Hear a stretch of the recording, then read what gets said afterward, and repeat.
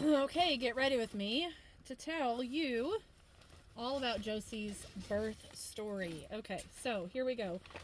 Josephine was born in 2020. So, everybody, let's remember what we all went through in 2020, okay? And I'm going to set the scene here. My first three children were natural births, okay? So, my first child was an attempted home birth. It didn't pan out the way I really wanted it to, so I ended up in the hospital, which was fine. We did what we needed to do, right? Second second birth, I had a different midwife who actually knew what she was doing, and he was born very successfully at home on my side of the bed. It was a beautiful birth. We all cried our eyes out. And then my third child, I had gone through some trauma in my life with a job that the people were trying to like ruin me, and I don't say that lightly. And so I just didn't have like the strength to go through a home birth, but I wanted to. Plus, we honestly, it's cheaper to go to a home birth than it is to go to a hospital birth, especially if you don't have. Back when my first child, Penelope, was born, that was before the affordable health care, the Obamacare was like mandating insurance, and so we had catastrophic. Oh, it just got really, really hot in here. We got catastrophic insurance, and so we just didn't have any money to have a baby, and so in the hospital, so we just cash rolled it. We worked our butts off.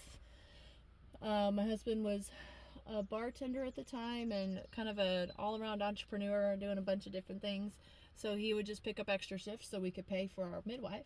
And we did. We paid for it in cash and then ended up in the hospital. So my third child, we wanted to try the home birth again because my second child was so successful and ended up in the hospital. Again, my body just needed some help. It just needed some help. So we, on the way to the hospital for that third child, we said, like, don't make fun of me because I'm not good at makeup, okay? I'm just doing my best here. But we said, like, if we ever do this again, if we go for a fourth baby, we're just going to go straight from the hospital the whole way. But we said, oh, but we're not going to have another baby. We're done. So that's kind of setting the scene. I'm very natural minded. I love natural methods to do things. I try and do that first before going to any kind of like medical stuff. But with all of Josie's anomalies that we were coming up with, that we saw, like, I just didn't want to risk anything. So we had a scare at 34 weeks that we couldn't find her heartbeat, and ended up in the triage for the maternal triage. They finally found her. Everything was fine, but they said, if no, I think that was 33 weeks, and then they said, you need to be prepared to have this baby at any time. So it was very scary. Remember, this was 2020. Like, just imagine, we all went through it, right? So at 34 weeks, they said that I was past the point where her lungs were fully developed, and they said that I had something called polyhydramnios, which is an excess of amniotic fluid, and they said, she's fine, but you're not. And so if your amniotic fluid is not significantly lower by next week, then we're going to induce you. And so we did all of the natural things we could think of, but honestly, nothing was going to work. And so I packed a bag, I put it in my front seat right over here, and different car. And I said, okay, let's have a baby soon. So Memorial Day was Monday of that week, and I went around telling all of my coworkers, like, hey, I was setting up my people up to like take over for me, because I'm like, I'm gonna go have a baby this weekend. And most of the people that I worked with were young, either unmarried or somewhat newly married, and none of them had kids. And one of them had kids, but One of them had 3 kids, but they were all adopted. And so like they were like, "What? Why are you so calm about this?" And I'm like, "This is not my first time having a baby." And so we went in. I went into my I don't want this. Went into my appointment for my 35-week appointment. I was going twice a week, every week, once at my local hospital, once at the big hospital that I ended up birthing her in. And they said, okay, well, we really think that you should have this baby. Go down to maternal right now and have a baby, because you are so big with amniotic fluid. They were very concerned about me like just exploding, really, is what it was. And my older sister had come with me. She doesn't have kids, and so she had never seen an ultrasound. So I was like, this will be cool for you. And so she came with me. The sun is really getting into this picture, isn't there? Okay, well, how do I do this? That's better for now. So Rachel came with me to the hospital for the ultrasound, which was a neat experience. And then they said, you need to have your baby right now. And I said, I'm going to go home, and I'm going to, this was like 2 o'clock in the afternoon. I said, I'm going to go home. I'm going to get my husband, and I'm going to say goodbye to my other kids, because my mom had agreed to watch them. And I'll be back later this evening. And they said, you need to be back by 5. And I said, I'll do my best. I ended up getting there by like 6. But I called my mom on the way home. My sister did, actually. And because I was driving. And they were like, by the way, we're going to have a baby. The irony, though, that was a Thursday. The irony is that my mom had planned a baby shower for me that Saturday. And she was very nervous about the baby shower. And I think it was, honestly, and if you watch this, Mom, this is how I really feel.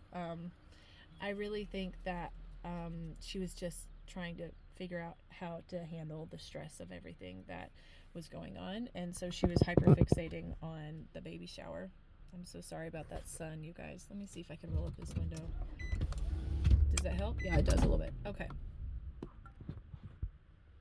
Here we are. So she was very concerned about the baby shower. I told her I didn't care, and I just let her handle it. And so I went home, and I said goodbye to my kids, and my husband was working on a project, and he needed a couple hours to finish the project. So like Mom and Dad came, I said goodbye to the kiddos, and then I made sure my bag was ready. It was the first time I'd ever packed a hospital bag, because I'd always planned on home births before. And I ate Chick-fil-A because I knew that hospitals don't let you eat. They like to starve women in labor. And then I sat on the couch, and I waited for my husband in like a ball of nerves. This is going to have to be 2 parts. It's already 8 minutes. So I was just a ball of nerves. I was like, how is this going to work out? Is this going to work? And so we got back in the car, and we drove downtown to the hospital that we were having a baby in. Oh, this car's pulling in. Maybe they'll block the sun. No, darn. Hey. I'm at Josie's therapy center, and so there's people always coming in and out. Anyways, so we got to the hospital, kind of walked ourselves upstairs to the right floor, and people were like, I put on my dinosaur dress because Josie's room is all in dinosaurs.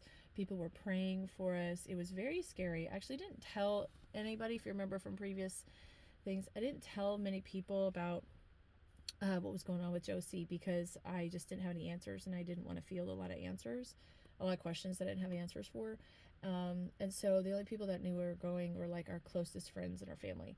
And so there was a huge prayer chain going on for us, and we were in the hospital, and people were like in the elevator, like congratulating us. Oh, you're gonna have a baby today? That's so exciting. And so that happened, and we were waiting in the waiting room right at shift change. And so we were letting the shift settle themselves, and we were just kind of waiting. And this woman was in the waiting room.